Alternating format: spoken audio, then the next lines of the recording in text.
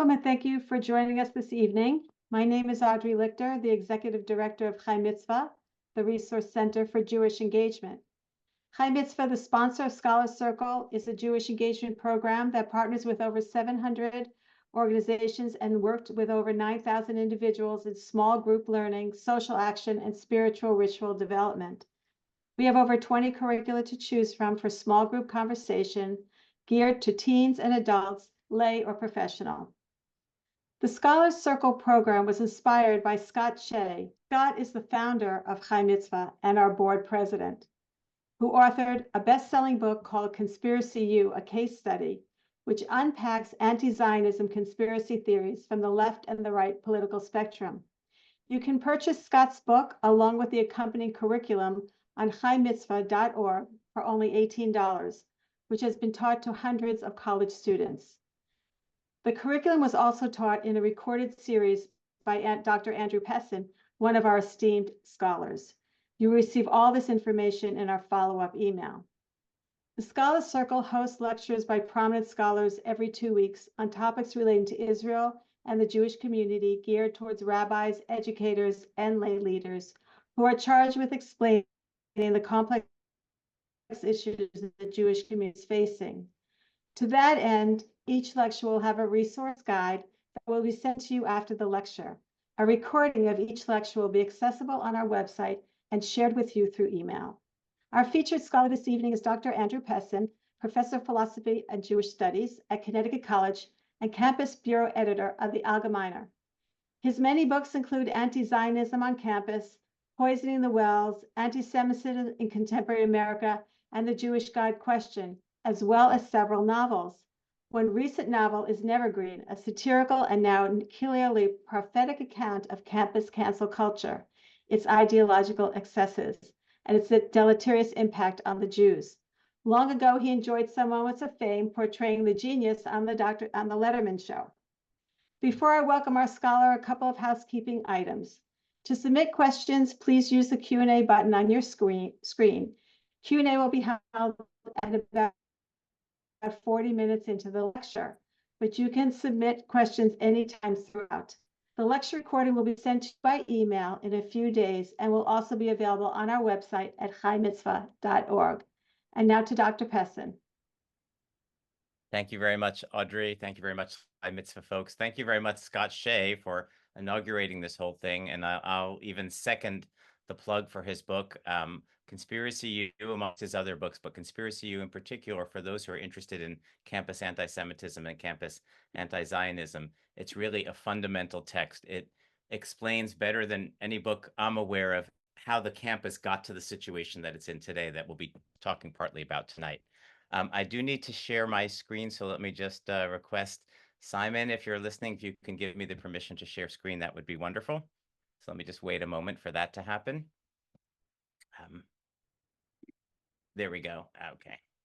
All right, so you should see that. Let me put that into the slideshow. Okay, so I take it we all can see the screen here, preparing for the coming wave of campus divestment campaigns, or say not just no, but damn no to divestment. If you're interested, as you must be if you're here in campus anti-Zionism and campus anti-Semitism, that's sort of my area of competence here. So please do follow me. My handle on Twitter is my name, @AndrewPessin. I do have a free Substack. I've been writing a lot since October 7th on all sorts of relevant issues. Pariah, but the truth you know ain't a democracy is my handle, or you can just Google my name on Substack. If you're on Facebook, I moderate a Facebook group called Anti-Zionism on Campus that's been documenting this stuff for more years than I like to admit, and there's my website to find out more about me. So please do follow me if you're interested in these issues. So to the blurb for tonight, one outcome of the spring wave of anti-Israel encampments on campuses was that many universities agreed to entertain what I consider to be the outrageous demand for divestment from Israel. The debate over divestment is now likely to be at the forefront of the coming fall wave of campus protests, which are already well underway if you're following the news. Speaking of which, I'm also the campus bureau editor for the Allgemeiner, a wonderful news outlet that follows issues concerning Jews and Israel. So please sign up for the daily news blast just to stay informed, allgemeiner.com. In this talk, we'll provide many arguments against divestment while looking at some case studies of successful responses, hoping to provide defenders of Israel and Jews, and that's you folks in the audience tonight, with resources to respond to the campaign if it's occurring at your alma mater or any one of your local universities. Right now, for example, Brown University is entertaining divestment, and they are very interestingly soliciting input from many constituencies and many members of the community. So there's a lot of local people who've been submitting testimony against divestment at Brown. All right, so let's get going then. Background and introduction. I don't need to tell this audience about October 7th, the horrific outrage that October 7th. But even more outrageous, perhaps, was the campus response to October 7th. On many, many major campuses, there was not condemnation of that horrific massacre, but celebration, endorsement, and calls for more of the same. By late April of this past academic year, 2024, the encampments began, starting at Columbia University, but spreading to well over 100 other American campuses, just in America alone. Not merely continuing the celebration and endorsement and calls for more, but beginning to demand their institutions take various concrete actions, generally aligning with the boycott, divestment, and sanctions movement, the BDS movement. The encampments and the affiliated activities generally broke all sorts of campus rules, sometimes local laws. Some included illegal occupations of campus buildings. Most produced destruction of property and harassment, intimidation, or even physical assaults, primarily against campus Jews. But instead of shutting them down, most administrators chose to negotiate with the encampment leaders, and in some cases made significant concessions in order for the activists to remove the encampments. And again, as I mentioned, Scott Shea's book, Conspiracy U, is better than any book in explaining how campuses could get to this point where we have these student movements. Among the activists' main demands is that their university divests all of their endowment holdings from Israel. That demand can take different forms on different campuses. Sometimes it's very targeted divestment from specific companies allegedly connected to the Israeli military. Sometimes it's more general, divesting from or boycotting any company or person vaguely complicit in human rights abuses or social harm against Palestinians, to boycotting or ostracizing anyone who even supports or is otherwise connected to Israel, such as Zionists, generally speaking. In this talk, and indeed, this is based on an essay, an article that I've written that was just published by the Israel Affairs Journal. Another version of it will be coming out from the Academic Engagement Network. So everything I talk about tonight and more is written up, and that is available for you. If you're interested, just reach out and you can get a copy of it. In this talk tonight, I will argue that administrators and university trustees must forcefully resist, reject, and in fact, openly denounce the demand for divestment. Occasionally, we'll talk maybe about boycotts and sanctions too, but the focus will be on divestment. I will refer to the activists as anti-Israelists, though in many cases, most cases these days, pro-Hamas would be perfectly appropriate. Perhaps the single most important point to remember throughout the talk is this: although anti-Israelists are entitled to have, and in appropriate conditions express their opinions, they're not entitled to do whatever they want and to forcefully inflict their views on others. They do not own the university or its campus. First and most important point, a little bit after the horse has been stolen, perhaps, but there should be no negotiations, period, with students or in some cases faculty members who are breaking campus rules or breaking the law.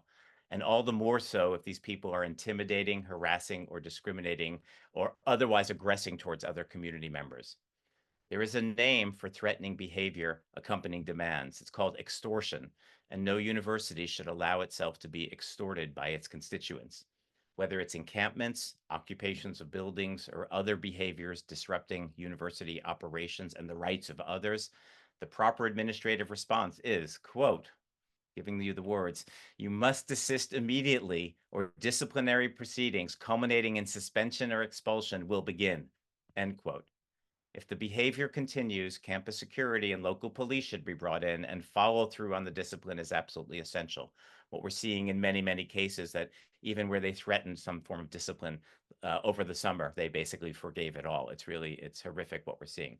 So too many places actually negotiated. Those who negotiated made concessions they shouldn't have made. In those cases where they suggested discipline, they, in most instances, forgave the discipline. Terrible. Any other response than the one I just described incentivizes that behavior. Even merely negotiating communicates the message that anyone who wants anything from the university only has to break a few rules to get a seat at the table.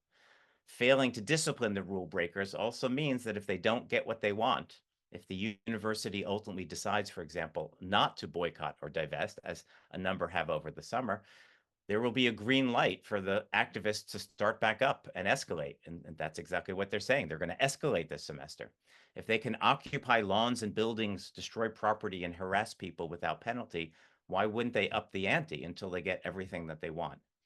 If you capitulate to extortion, you'll only get more extortion.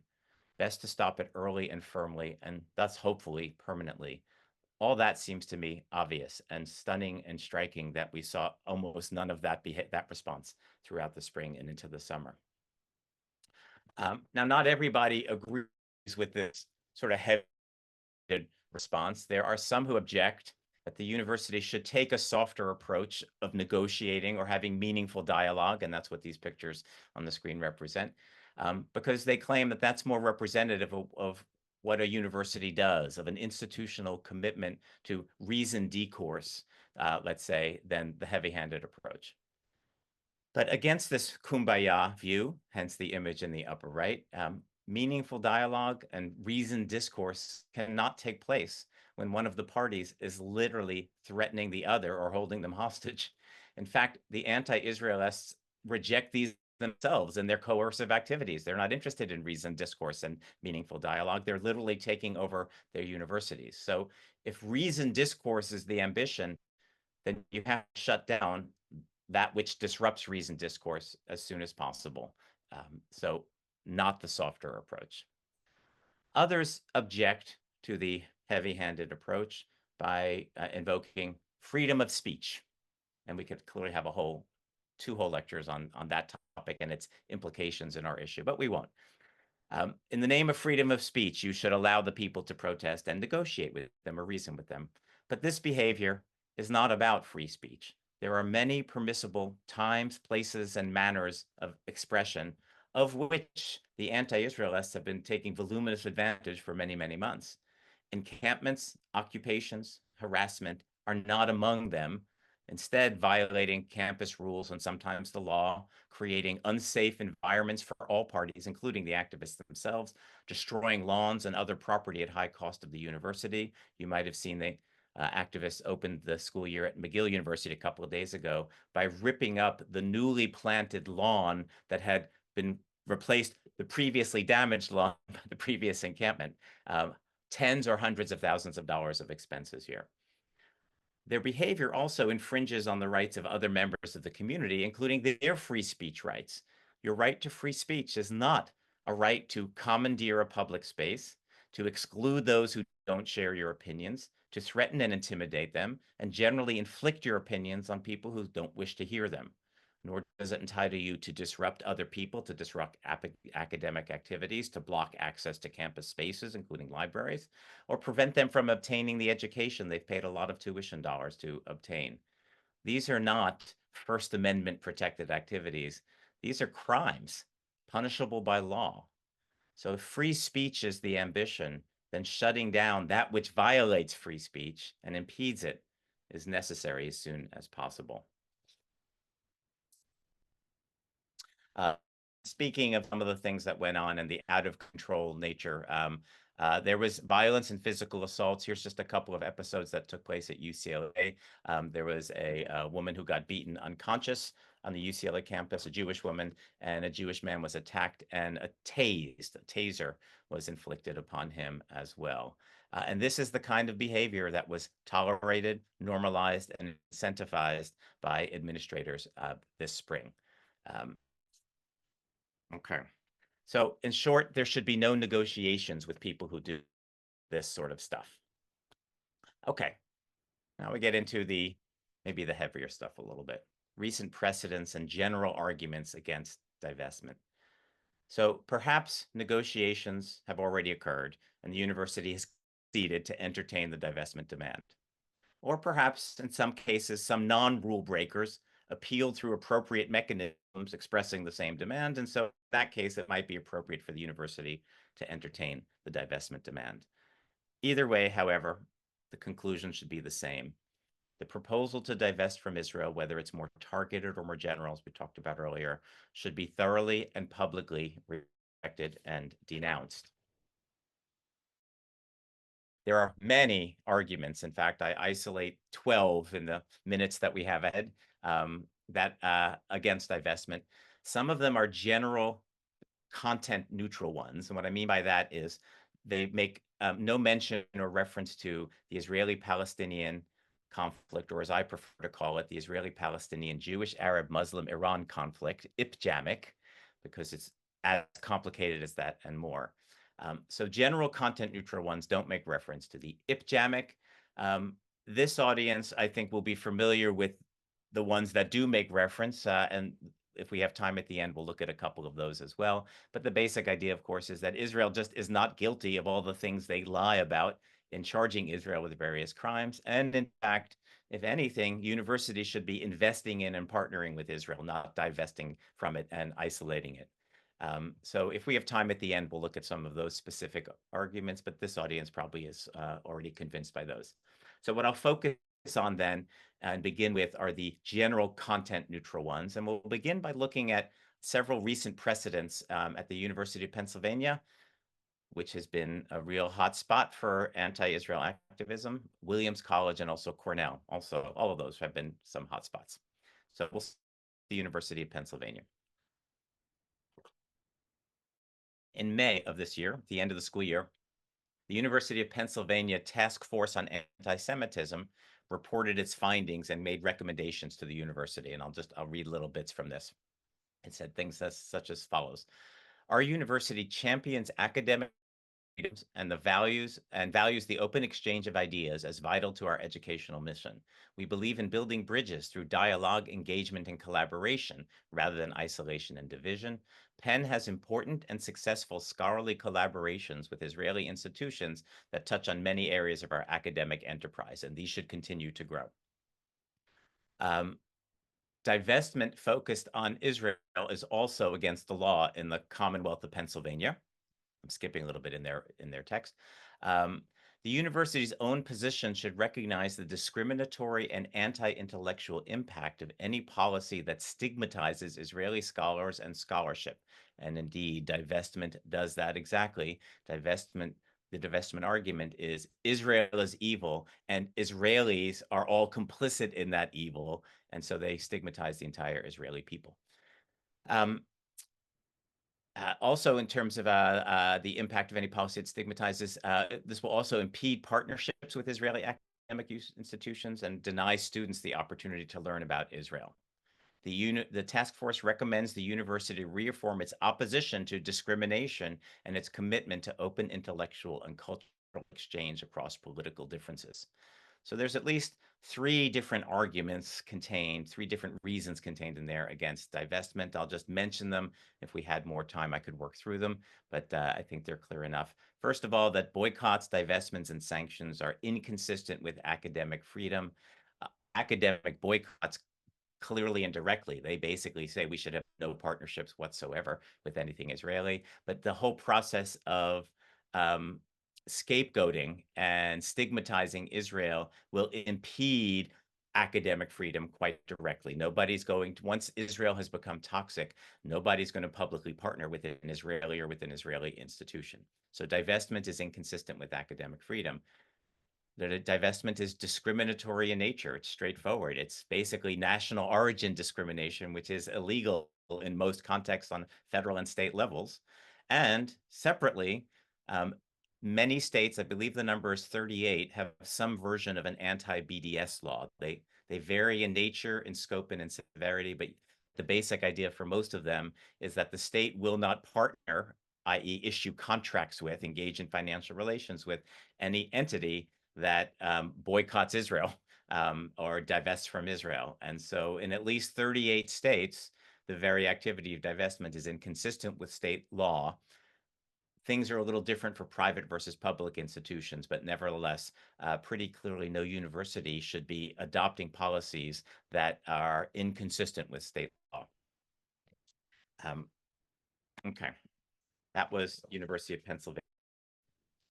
Williams College, another quite prestigious private liberal arts college, usually ranked in the top few in the country, if I recall from the last time I looked at rankings. So Williams College. Also, towards the end of May of this past semester, the Williams College Advisory Committee on Shareholder Responsibility issued its recommendations on the divestment issue to the Investment Committee of the Board of Trustees. A lot of committee work there. And to their credit, they're at the front of this wave. They dealt with it early. They agreed to entertain the divestment concern from the encampment leaders there, but they processed it very quickly, and happily they gave the right answer, as we will see. But most importantly, their document is excellent. I recommend you go find it online or email me. I'll send it to you. But they made a lot of very important, cogent arguments against divestment, and so they sort of led the way with that. So this advisory committee made its recommendations, given its charge to deal with matters relating to non-financial aspects of the investment portfolio. We'll come back to that. In doing its work, this advisory committee crafted what they call general guideposts for itself that should be applied universally, meaning considerations that would be relevant to any request from any member of the community for any change in investment strategy, not particularly dealing with the IPJAMIC, with the Israeli-Palestinian conflict, but just in general. So here's a few excerpts from their conclusions. Since divestment constitutes an institutional stance on a particular issue, a broad and deep consensus view shared among the constituents of the college is necessary. On the issue motivating the request for divestment, it's necessary to have that that consensus, but not sufficient for the committee to recommend divestment. In the absence of such a consensus, divestment would impose one view upon and misrepresent the diverse views of the entire college community. Further, since changes in investment requires time, effort, and resources, divestment should have a substantial impact on the issue motivating the request in order to be recommended. Continuing, since a change in investment strategy is motivated by a particular purpose, divestment should have minimal negative collateral impacts on priorities, parties, issues, or situations beyond the intended target for divestment. Collateral impacts could include two sorts they identify: funding for college priorities and various geopolitical situations. So we'll talk a little bit about each of these considerations here. First, the issue of consensus. There's clearly no consensus on the IPJAMIC. There are loud, in most cases, probably a minority, but they are vocal, they are loud, they are energetic, who are anti-Israel, pro-Hamas. They certainly make a lot of noise. But even if they're a majority, there are plenty of people, starting with the Jews, but the Jews do occasionally have some allies on these campuses who are clearly pro-Israel and against divestment. So there is nothing resembling even close consensus on the issue. Even where divestment, second, is feasible, and by the way, targeting specific companies in the complex portfolios of a university endowment is actually very difficult, if not in some cases impossible. But even where it's feasible, the impact of an institution divesting some shares from some companies, which are typically international behemoths doing business across the world, is likely to be less than negligible on the alleged policies of the government targeted.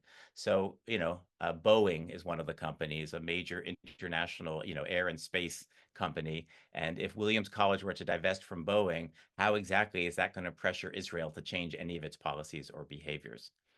So the committee asks, why should the institution undertake onerous changes to its investment policy if those changes won't even make the difference the activists want?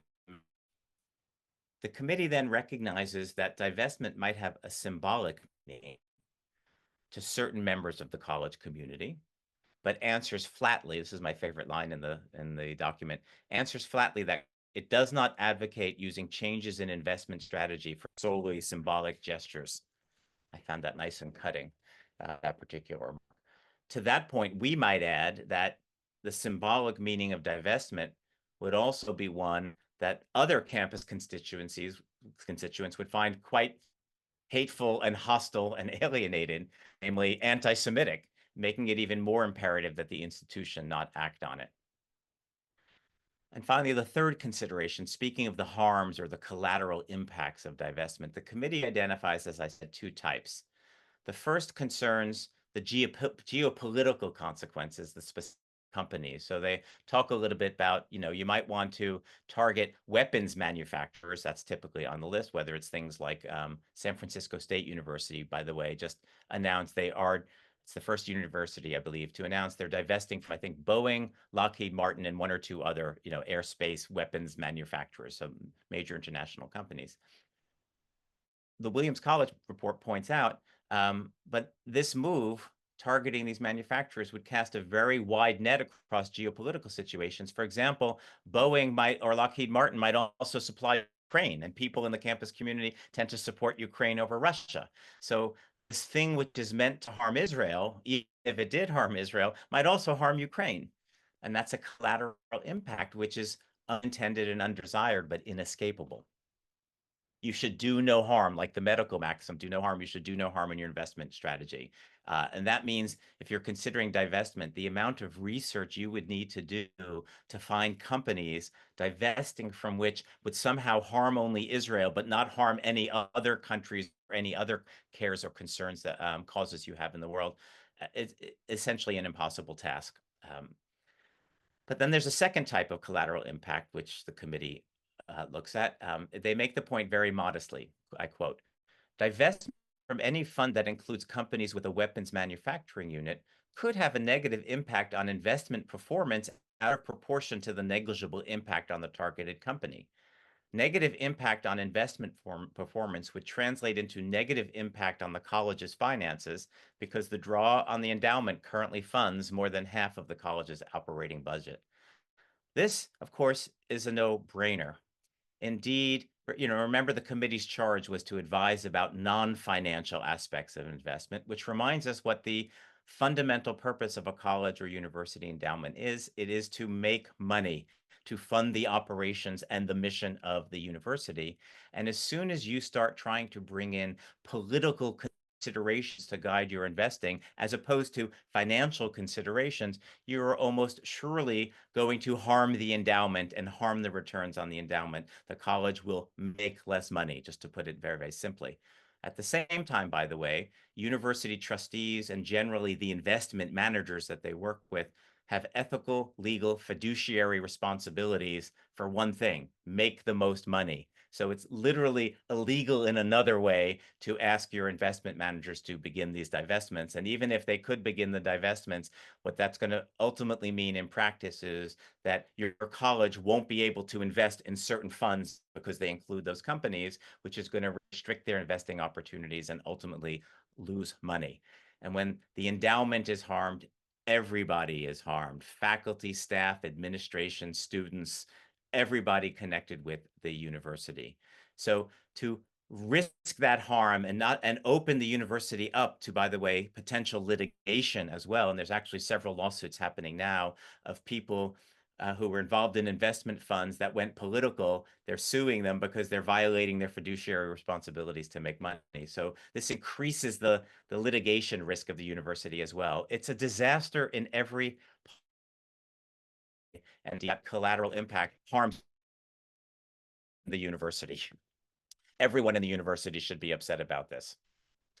So this advisory committee's report apparently proved persuasive because the Williams College Board of Trustees met soon afterwards and announced that, quote, the board has decided to follow the major recommendations not to divest. And indeed, they cited some of the reasons that I just went through right now, as well as some others. And they did add one nice point as well, that the trustees joined the community in wanting to see human suffering alleviated and injustices righted. we believe the institution's distinct contribution towards these ends is to educate students who can go on as alumni to work in human rights, refugee work, journalism, scholarship, policy, international affairs, et cetera, et cetera. So the point of our endowment is to fund our educational mission, which is to create educated people who can go on and make a difference in the world. And we can't do that without a healthy endowment. So that's the best way a college can make a contribution. And what's really the essence of these considerations is this, that the demand for divestment is inconsistent with the fundamental purposes and mission of an academic institution, which is to generate and disseminate knowledge. And that's the reason, that's the major reason to reject it. It's literally an attack on the university itself, the whole point or purpose of a university. Okay, we can look more quickly at Cornell University.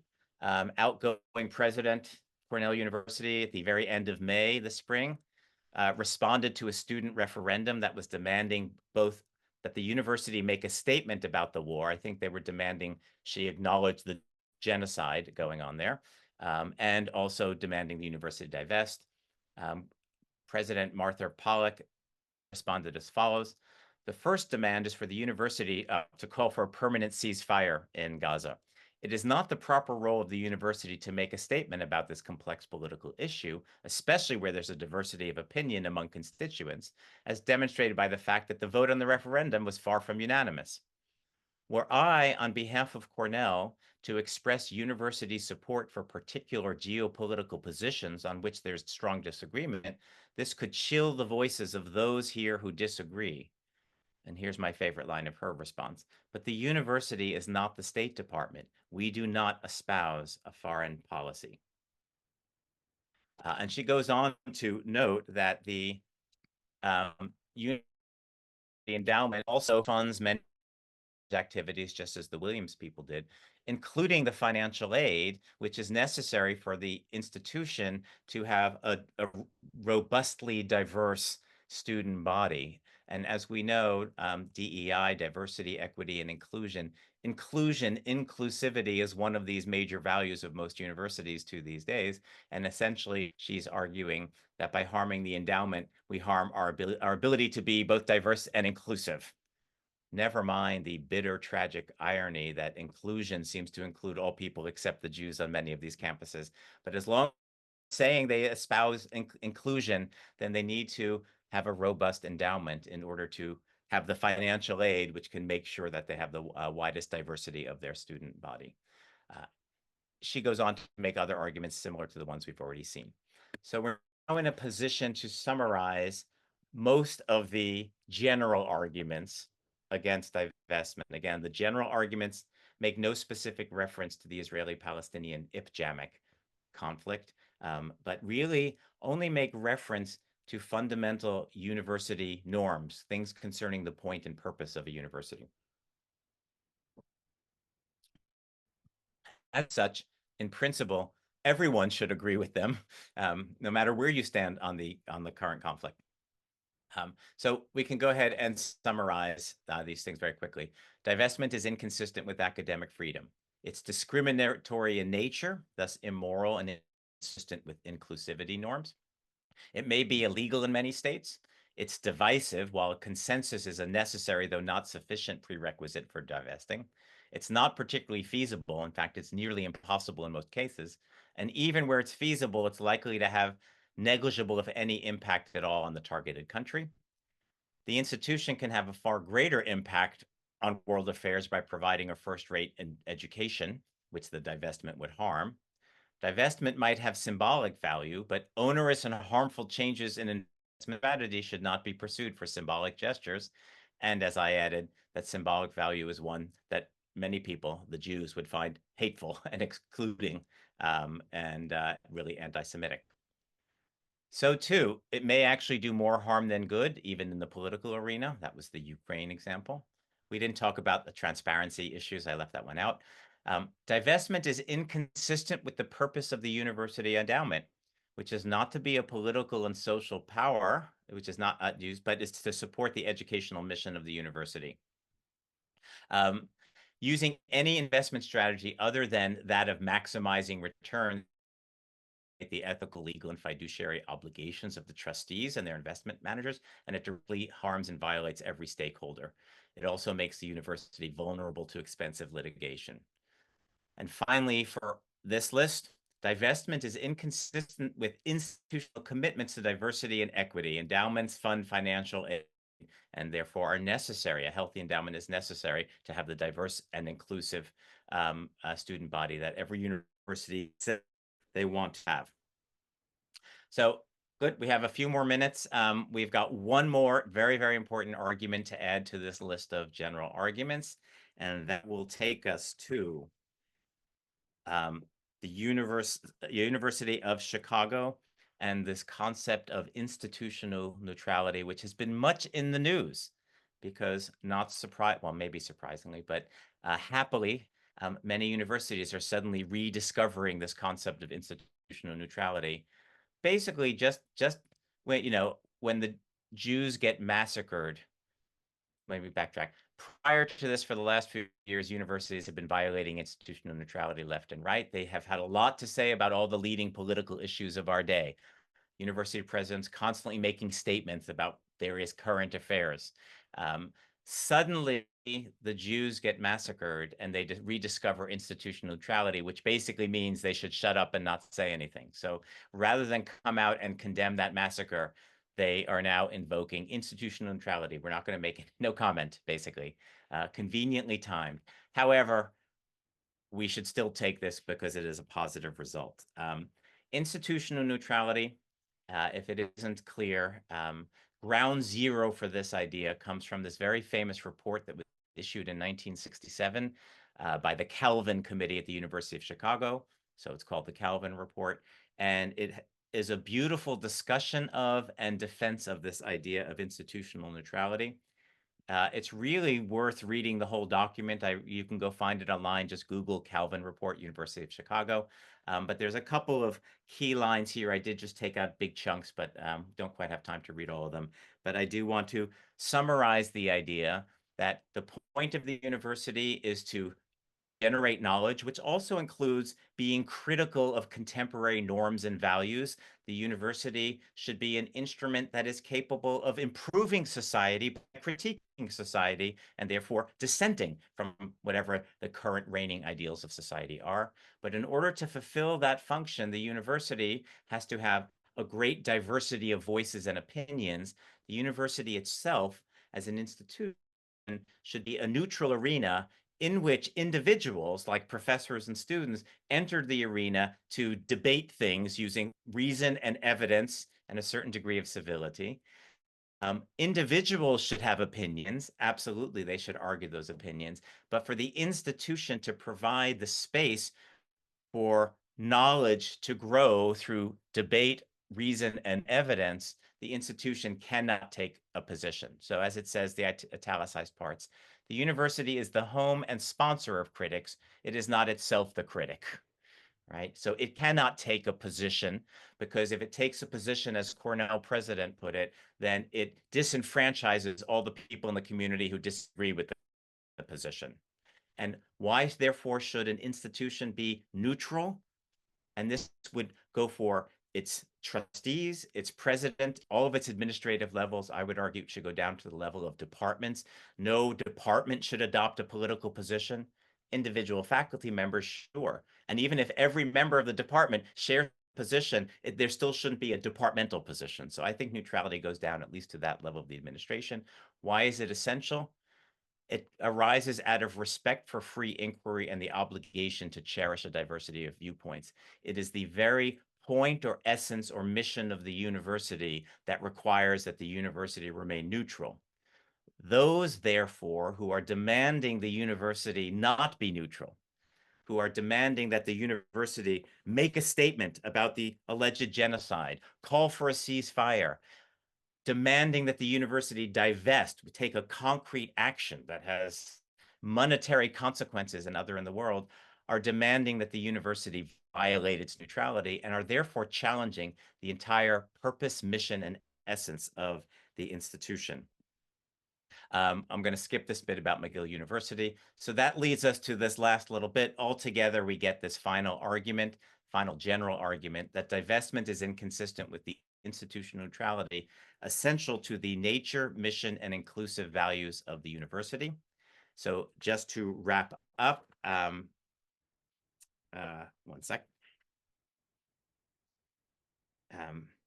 It's clear then that what the activists are demanding is literally to take over the university and hijack it for their own political purposes to the detriment of everybody else. It is directly an attack on the purpose, nature, and mission of the institution itself.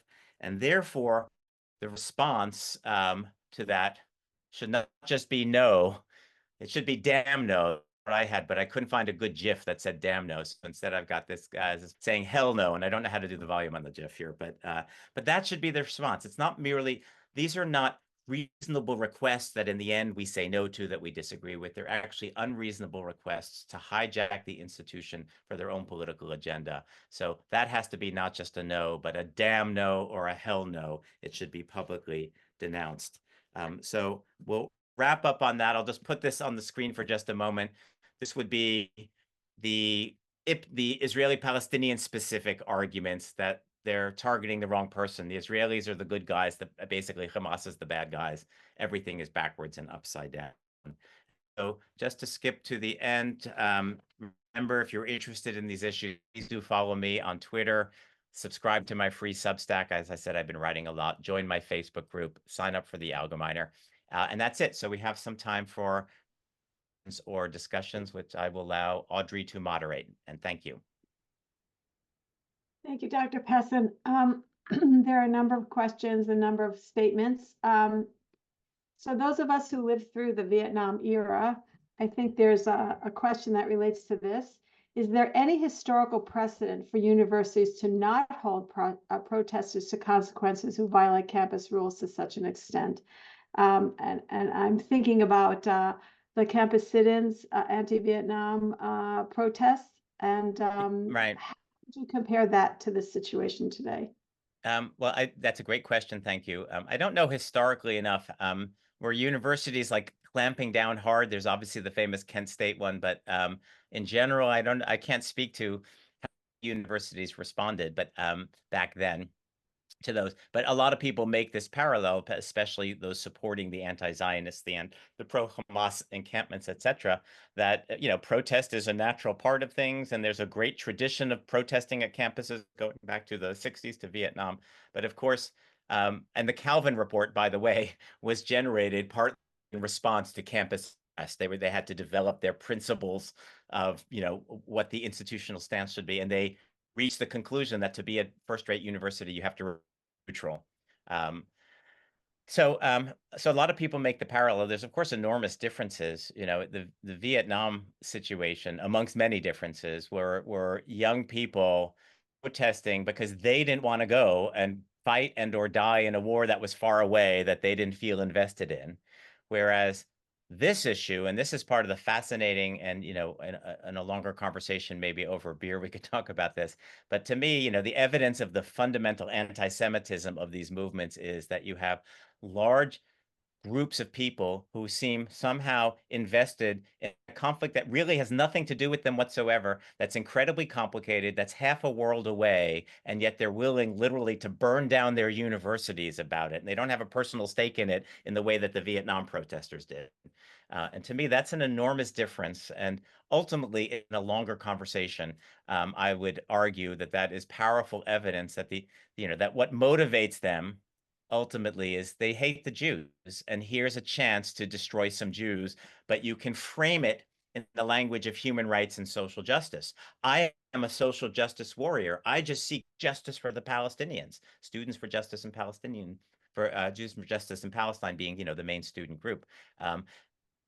You're one virtuous person if you seek justice, so they can portray this act as if it's of the highest moral virtue, but in the end, it's just they hate the Jews and they want to destroy the Jews. And it's the only explanation for why they get so worked up on this. And I could add just a little bit to that now, again, longer conversation. But these encampments, overwhelming majority, aren't just pro-Palestinian. They're actually pro-Hamas explicitly and Mhm. directly, almost all of them, and especially just in this first week of classes that we've already seen on campuses. They're disseminating Hamas literature at Columbia campus. Literally, they're saying you need to read what Hamas says, like sign on.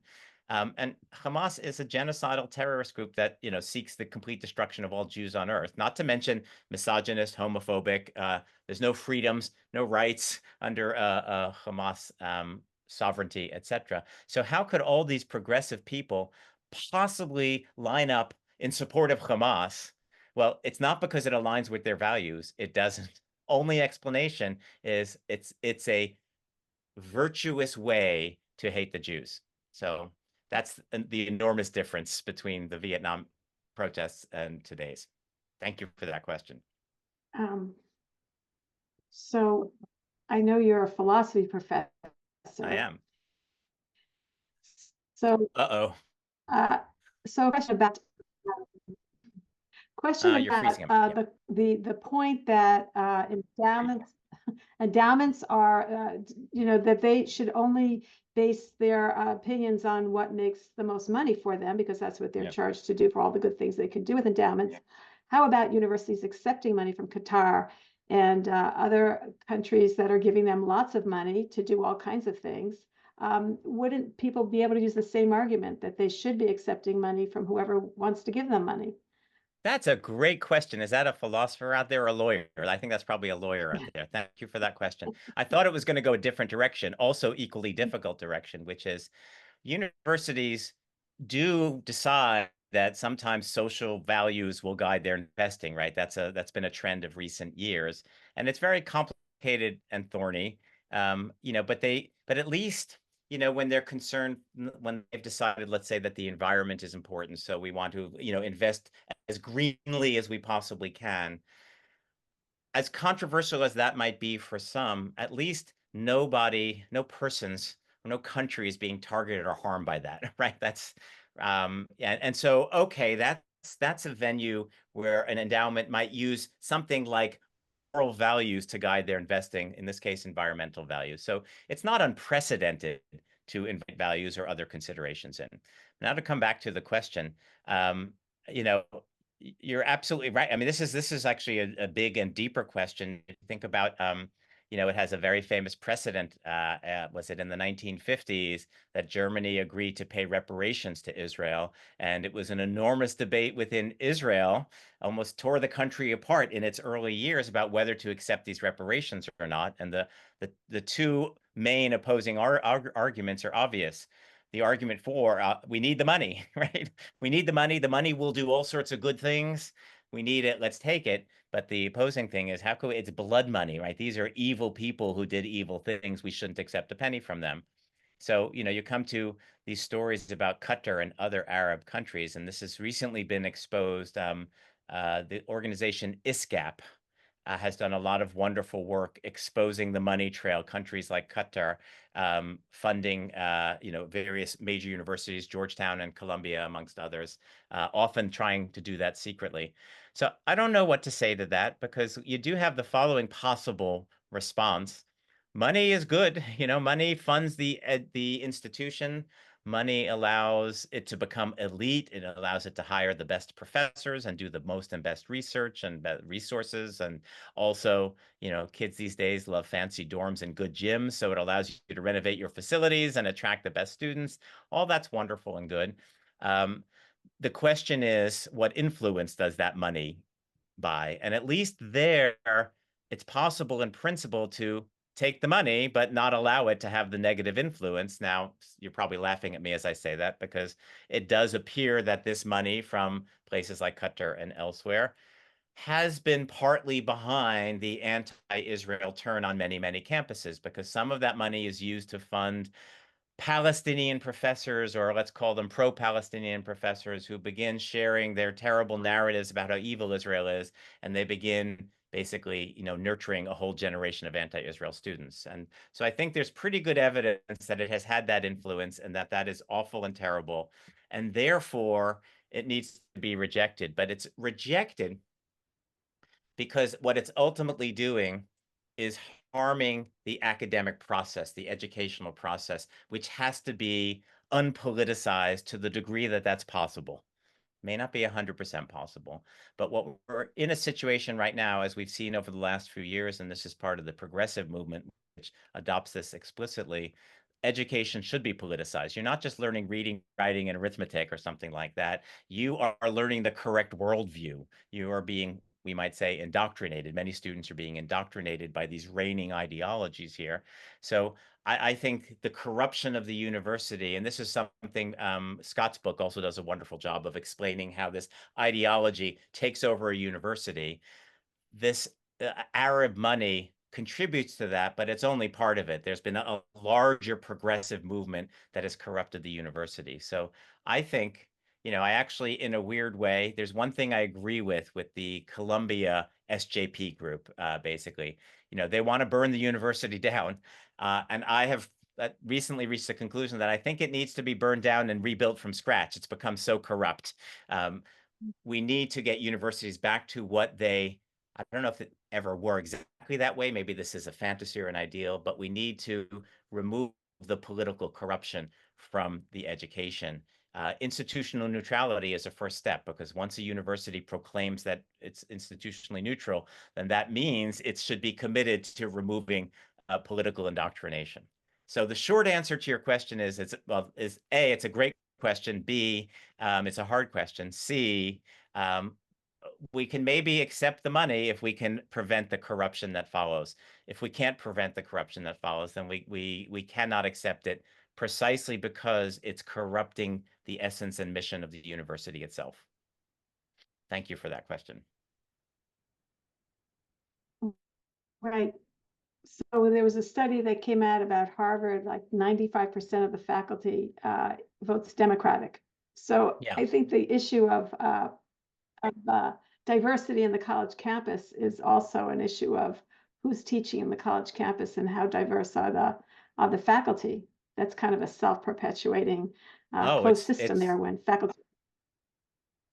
Yeah. No, it's absolute. In fact, I'm a Yale alumnus, and they just the local Yale alumni group sent out statistics on the newly accepted class, like the freshman class of Yale, and amongst the statistics were the following: that something like 60% of incoming freshmen have very favorable opinion of Kamala Harris, and 1.3% have a favorable opinion of Donald Trump, right? And so, not getting into the merits of Trump versus Harris, etc., there's something wrong when you have homogeneity, political homogeneity. That is just serves nobody. It doesn't serve them well for lots of reasons. And here I want to go back to sort of ground zero of classic liberal thought. John Stuart Mill in the 19th century wrote a book called On Liberty. I commend it to everybody. When you're reading the Calvin Report, then go read John Stuart Mill's On Liberty. It's a pretty short book. It's pretty accessible. Especially read, I believe it's the second chapter, which is liberty of thought, freedom of thought, and freedom of speech. And he articulates it beautifully there. Why it's so important to have diversity of opinions and maximum freedom. And that's not at all what we see on many, many campuses. Not all, but many, or most. And most of the elite campuses, the prestigious campuses, have become absolutely ideological echo chambers in the last 10 to 20 years. We see it in those faculty statistics. We see it in the student statistics. And we see it, part of these encampments and these protests, I think, are only possible in a context or environment that nurtures this. And if it were truly appreciated that their worldview is actually false, it's based on a whole set of lies. My previous lectures are refuting the various lies that they tell about Israel. This stuff does not pass academic muster. Israel is not committing genocide. Israel is not an apartheid state. Right? Is not committing ethnic cleansing. Israel is pursuing a just war with just means, and the evidence is overwhelming. It's literally undeniable. So how can these people get away? Just forget the moral outrage of these encampments and all the rules they broke and the laws they broke, and etc., and the physical assaults. In an academic environment, how can they get away promulgating these absolute lies? These are objectively falsifiable, refutable lies.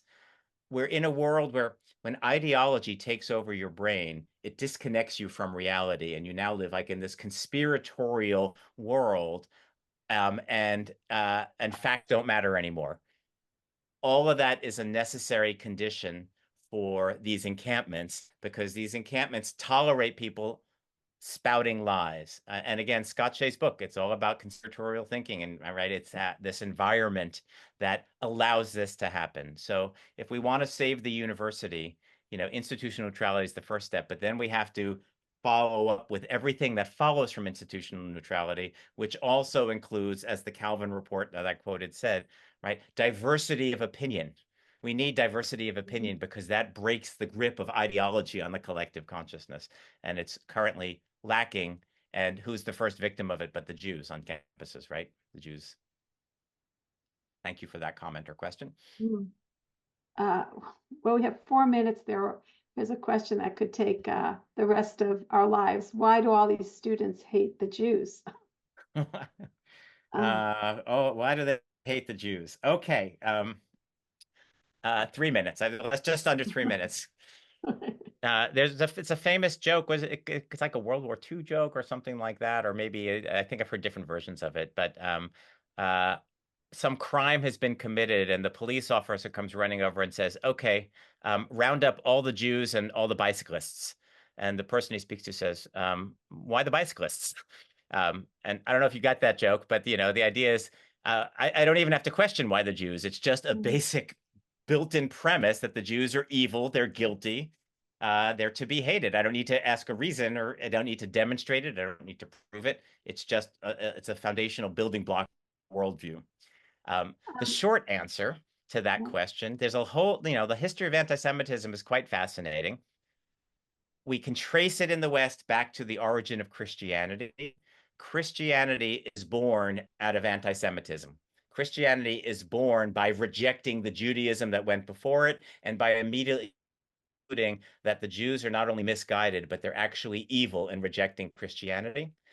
So that brings in what becomes many, many centuries in Western Europe of Christian anti-Semitism.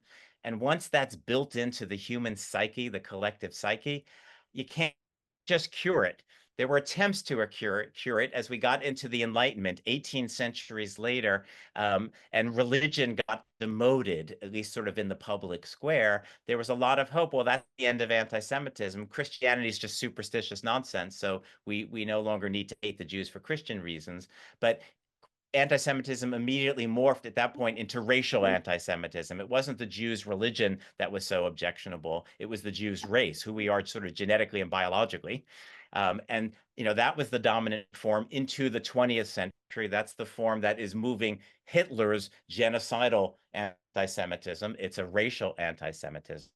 And now, as we're in the 20th century, where that's seen as kind of taboo, anti-racism begins like in the middle of the 20th century as a movement, culminating in the anti-racism movement that is operational today. Immediately, anti-Semitism, you can't dislodge it; it just morphs into something else. And now the new version of it is, settler colonialism. Jews are evil in their establishing of a state for themselves. It's the Jewish state that's evil, which takes all the animus. So the short answer is this Jew hatred got baked into at least the Western collective consciousness with Christianity over the course of 1800 years. And once it's baked in, it seems to be impossible to eradicate. And it just keeps shape shifting and taking new forms. So whatever is considered the most evil thing of the day, the Jew is guilty of it. Sorry for that question. So that was a great question. And you know what? I pulled it in right at exactly 3 minutes. So I thought it was a pretty good 3-minute answer to the history of anti-Semitism. Is there anything else you'd like to leave? Is there anything else you'd like to leave us with? Is there anything else you'd like to leave us with in the very, very incredibly hard times. They are demoralizing times. These are scary times. I'm a darker person. I believe we are potentially on the cusp of another pogroms, Holocaust, something like that. So you don't want to hang out with me at parties. However, don't give up. We need all hands on deck. Get involved in your local communities. Get involved in your local campuses, which is what I focus on. Students on campus need so much support right now because Jewish students are targeted for harassment, discrimination, and assault. get involved with the local campus in one way or another. I'm happy to offer advice if you want to reach out to me, but take a minute to be scared and paralyzed, but then, get to work, and we have to fight this fight, because I really do believe, another long conversation over beer, Western civilization depends on saving the Jews right now. And so I'll end with that big thought. And thank you. Thank you.